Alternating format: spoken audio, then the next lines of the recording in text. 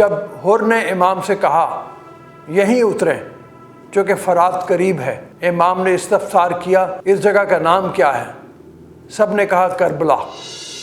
فرمایا یہ کرب اور بلا کا مقام ہے، میرے والد صفین کی طرف جاتے ہوئے یہیں اترے اور میں آپ کے ساتھ تھا۔ رک گئے اور اس کا نام پوچھا تو لوگوں نے کہا اس کا نام کربلا ہے۔ اس وقت آپ نے فرمایا یہاں ان کی سواریاں اترنے کا مقام ہے اور یہاں ان کے خون بہنے کا مقام ہے۔ لوگوں نے حقیقت حال کے بارے میں پوچھا تو آپ نے فرمایا خاندان محمد صلی اللہ علیہ وسلم کا ایک قافلہ یہاں اترے گا۔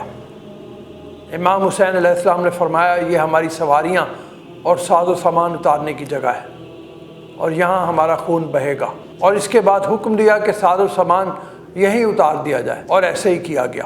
پنج شنبہ جمعرات 2 محرم کا دن تھا، اور ایک روایت کے مطابق یہ 4 شنبہ 1 محرم سن 61 کا دن تھا۔ منقول ہے کہ کربلا میں پڑاؤ ڈالنے کے بعد امام حسین نے اپنے فرزندوں، بھائیوں اور اہل خاندان کو اکٹھا کیا اور ان سب پر ایک نگاہ ڈالی اور فرمایا خداوند ہم تیرے نبی کی عطرت اور خاندان ہیں جنہیں اپنے شہر و دیار سے نکال باہر کیا گیا، اور حیران و پریشان اپنے نانا رسول اللہ صلی اللہ علیہ وسلم کے حرم سے نکالا گیا، اور بار خدا بنو امیہ نے ہمارے خلاف جاریت کی، خداوند پس ان سے ہمارا حق لے لے اور ظالموں کے خلاف ہماری نصرت فرما۔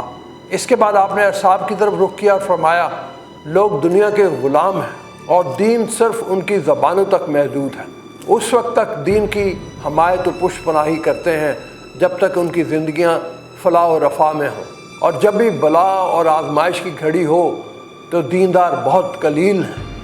کربلا میں قطع اراضی کی خرید۔ اس کے بعد امام نے سرزمین کربلا کو، جس کا رقبہ 4 × 4 میل تھا، نینوا اور غازریہ کے باشندوں سے 60,000 درم کے عوض خرید لیا، اور ان پر شرط رکھی کہ آپ کی قبر کی طرف لوگوں کی رہنمائی کریں اور 3 دن تک ان کی پذیرائی اور ضیافت کا اہتمام کریں گے۔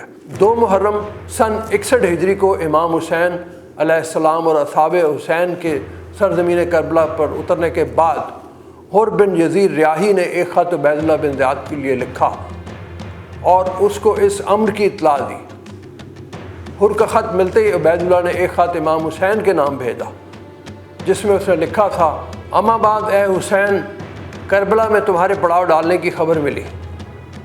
امیر المومنین یزید بن معاویہ نے مجھے حکم دیا ہے کہ چین سے نہ سوؤں اور پیٹ بھر کر کھانا نہ کھاؤں حتیٰ کہ تمہیں خدائے دانائے لطیف سے ملحق قتل کروں یا پھر تمہیں اپنے حکم اور یزید کے حکم کی تعویل پر آمادہ کروں۔ مروی ہے کہ امام حسین نے پڑھنے کے بعد خط کو ایک طرف پھینک دیا اور فرمایا جن لوگوں نے اپنی رضا اور خوشنودی کو خدا کی رضا اور خوشنودی پر مقدم رکھا وہ فلاح نہ پا سکیں گے۔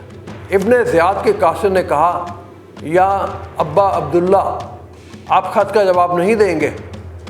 فرمایا اس خط کا جواب اللہ کا دردناک عذاب ہے جو بہت جلد اس کو اپنی لپیٹ میں لے لے گا۔ قاصد ابن زیاد واپس چلا گیا اور امام حسین کا کلام اس کے سامنے دہرایا، اور عبید اللہ نے امام کے خلاف جنگ کے لیے لشکر تشکیل دینے کا حکم دیا۔ عمر بن سعد کی کربلا آمد۔ عمر بن سعد امام کے کربلا میں پڑاؤ ڈالنے کے دوسرے روز یعنی 3 محرم الحرام کو 4000 افراد کے لشکر کے ساتھ کربلا پہنچا، اور نینوا کے مقام پر امام حسین کے اترنے کے دوسرے روز وہ بھی پہنچ گیا۔ امام حسین اور عمر ابن سعد کے درمیان مذاکرات کا آغاز۔ عمر بن سعد نے کربلا پہنچتے ہی امام حسین کے ہاں ایک قاصد روانہ کرنا چاہا تاکہ آپ سے پوچھ لے کہ اس سرزمین میں کس لیے آئے ہیں اور چاہتے کیا ہیں۔ اس نے یہ کام اروا بن قیس احمسی اور امام کو دعوت نامے بھجوانے والے عمائدین کو انجام دینے کی تجویز دی، مگر ان سب نے یہ کام انجام دینے سے اجتناب کیا۔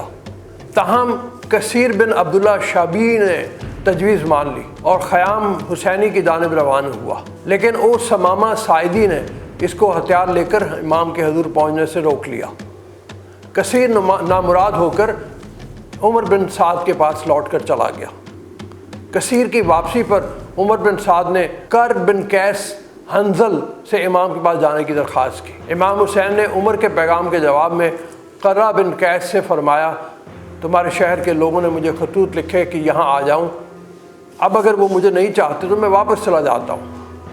عمر بن سعد اس جواب سے خوش ہوا پس خط ابن زیاد کو لکھا اور اس کو امام حسین کے اس کلام سے آگاہ کیا۔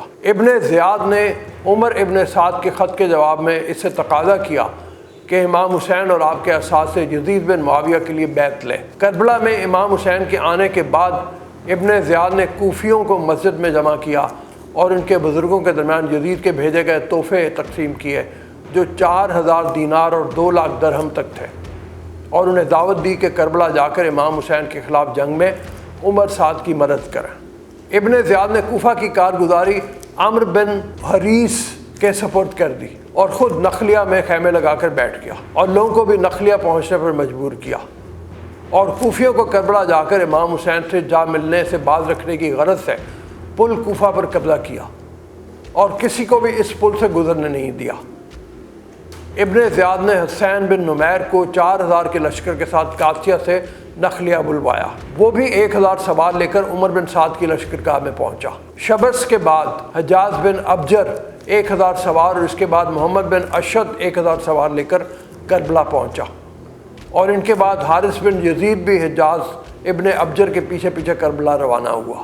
ابن زیاد ہر روز صبح اور شام کوفی فوجوں کے 25، 30 اور 50 افراد پر مشتمل دستے کربلا روانہ کرتا تھا، حتیٰ کہ 6 محرم حرام کو ابن سعد کی سپاہ کی تعداد اور 20,000 سے تجاوز کر گئی۔ ابن زیاد نے عمر بن سعد کو اس لشکر کا سپاہ سالار قرار دیا۔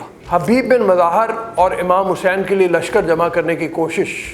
دشمن کا لشکر اکٹھا ہونے کے بعد حبیب بن مظاہر اسدی امام علیہ السلام کے مختصر سے لشکر کے پیش نظر امام کی اجازت سے بھیس بدل کر قبیلہ بنی اسد پہنچا اور ان سے بنت رسول کے لیے مدد کی درخواست کی۔ بنی اسد رات کے وقت امام حسین کے قافلے کی جانب رواں دواں تھے کہ عمر بن سعد نے الزرق بن حرب صدیدی کو سرکردگی میں 400 یا 500 سواروں کا ایک دستہ بھیج کر فرات کے کنارے ان کا راستہ روکا۔ بات جھڑپ سے شروع ہونے تک پہنچی اور بنی اسد جہاں سے آئے تھے وہیں لوٹ کر چلے گئے، چنانچہ حبیب بن مظاہر اکیلے واپس آ گئے۔